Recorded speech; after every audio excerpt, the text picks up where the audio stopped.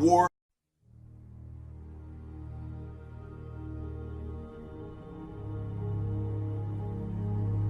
You cannot win the war against the world if you can't win the war against your own mind. Self-discipline is the center of all material success. 99% of people are not willing to do what it takes to make their dreams come true. The Marines have a saying, everybody wants to go to heaven, but nobody wants to die. And that's just real. At the center of bringing any dream into fruition is self-discipline.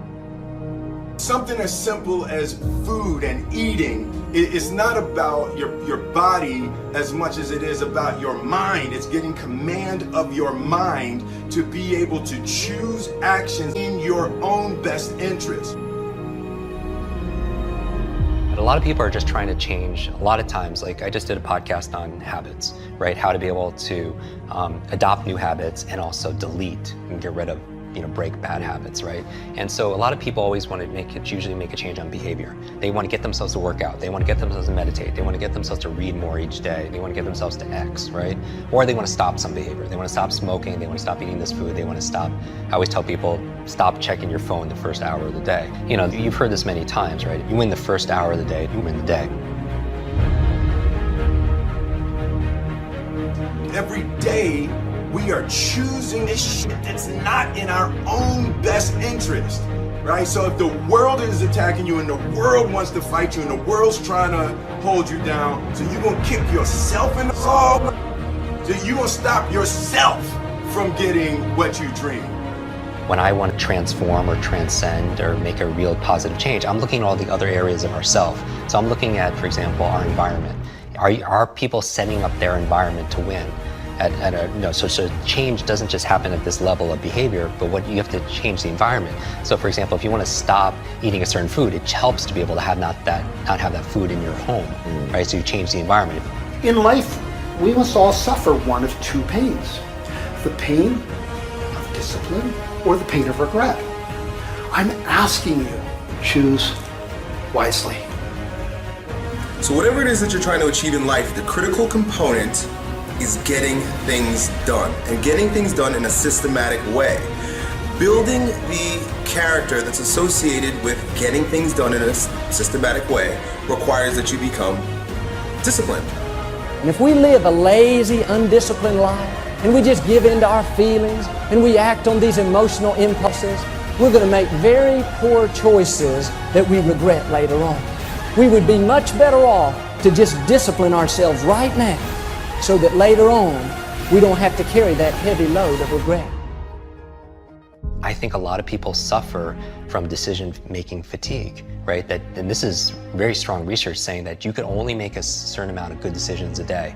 And after that is spent, you can't anymore. And that's really been fine-tuned in the medical field with surgeons and such, in terms of seeing their, where they're making their errors and stuff with early on in the day or later in their days and stuff like that. But we all, as entrepreneurs or as employees and executives or as parents, we all can make a certain amount of decisions. And that's why, people like Mark Zuckerberg or Tony Hsieh, they wear the same t-shirts and sweatshirts all the time because they don't want to spend, use up one of their decisions thinking, oh, what am I going to wear today, right? And so my goal is to streamline my life, put the routines, the first hour of the day and the last hour of the day, I really micromanage to the point where it's habitual. I don't even have to think about it.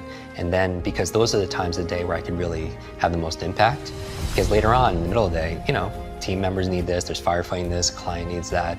But the first hour, the last hour, I really want to control. So all this really helped develop grit and resilience, in my body, so I can have the ability to persevere. And also, I stand guard to my brain all the time, what goes in. I don't watch like a lot of the negative news and all the marketing. I really focus, I watch and I listen to your show and maybe a handful of little things I read each day, because I need to keep it positive. I want hope and I'm looking for help. I'm looking for inspiration and also instruction.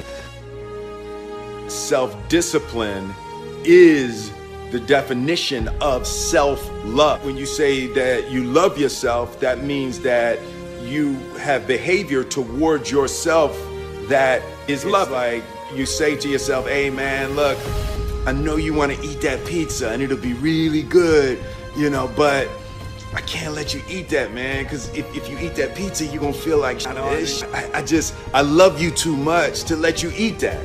And I think the word discipline has kind of gotten a bad name. We think about it in terms of punishment. I'm not talking about discipline in that way. I'm talking about discipline in the sense that you forego immediate pleasure for the exchange of long-term self-respect. Self-love is when you say to yourself, man, look, I know you and that girl got a real connection.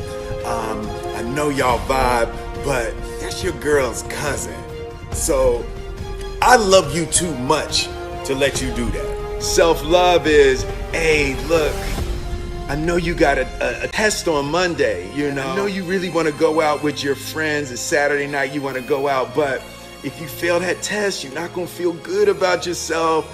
I love you too much to let you go out tonight. Self-discipline is self-love. If you want to be happy, you have to love yourself, which means you have to discipline your behavior. The road to sustained happiness is through disciplining your behavior.